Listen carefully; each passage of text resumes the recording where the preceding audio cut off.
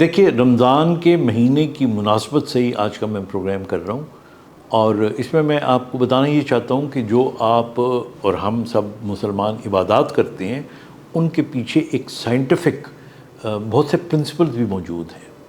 مثال کے طور پہ ہم نماز پڑھتے ہیں، نماز پڑھنے سے پہلے ہم وضو کرتے ہیں، اور اگر وضو کا آپ پورا طریقہ دیکھیں تو اس وضو کے طریقے کے اندر ہم ہاتھ بھی دھوتے ہیں، ہم ناک بھی صاف کرتے ہیں، ہم منہ بھی دھوتے ہیں، بازو کونیوں تک دھوتے ہیں، ہم ساتھ میں ہم کانوں کے اندر بھی انگلی پھیرتے ہیں، اور پھر ہم یوں بھی کرتے ہیں، پھر ہم پاؤں بھی دھوتے ہیں۔ تو ایک تو صفائی ہو گئی اس سے۔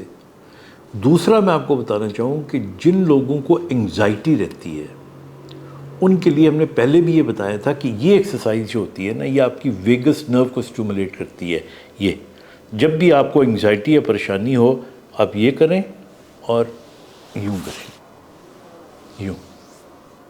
تو یہ کرنے سے آپ کی انگزائٹی کم ہو جاتی ہے، کیونکہ آپ کی ویگس نرو جو ہارٹ ریٹ کو کم کرتی ہے جب وہ اسٹیمولیٹ ہوتی ہے تو آپ کو سکون مل جاتا ہے۔ آپ سوچیں آپ کے دن میں 5 دفعہ جب آپ یہ کرتے ہیں تو کتنا آپ کو سکون ملے گا۔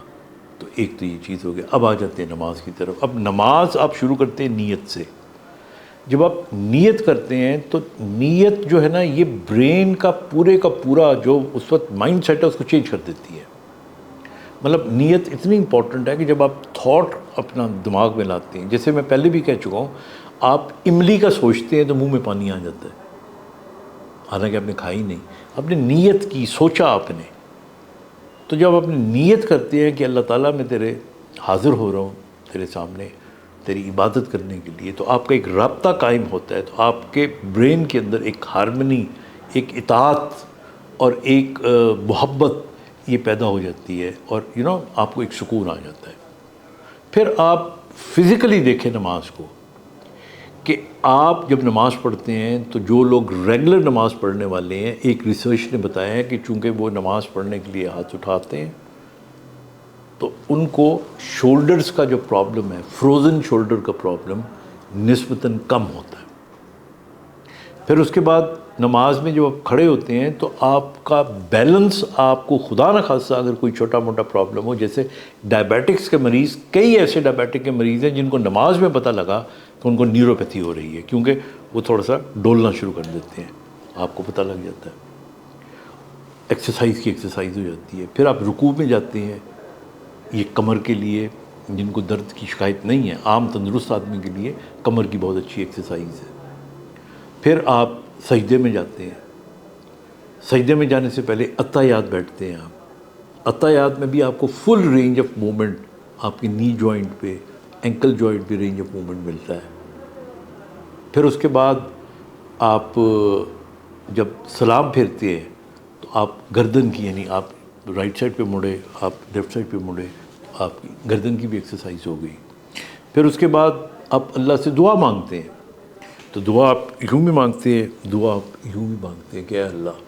اس میں بھی آپ دیکھ لیں کہ آپ کی گردن کی چاروں جو موومنٹس ہوتی ہیں، انٹیریئر، پوسٹیریئر اینڈ لیٹرل، دونوں سائڈ کا، یہ پورا ہو جاتا ہے۔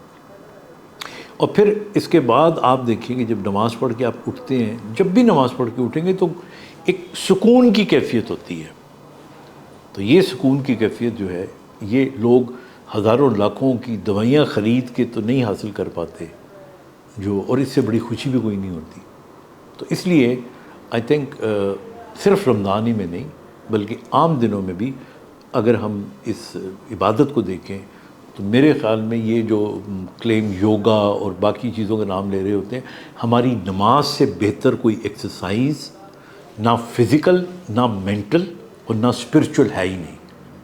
تو آئی تھنک ہمیں اس کو قائم کرنا چاہیے، اور اس مہینے کی برکت میں جو لوگ ریگولرلی نہیں بھی پڑھتے انہیں شروع کر دینا چاہیے۔ اپنا خیال رکھیے گا۔ خدا حافظ۔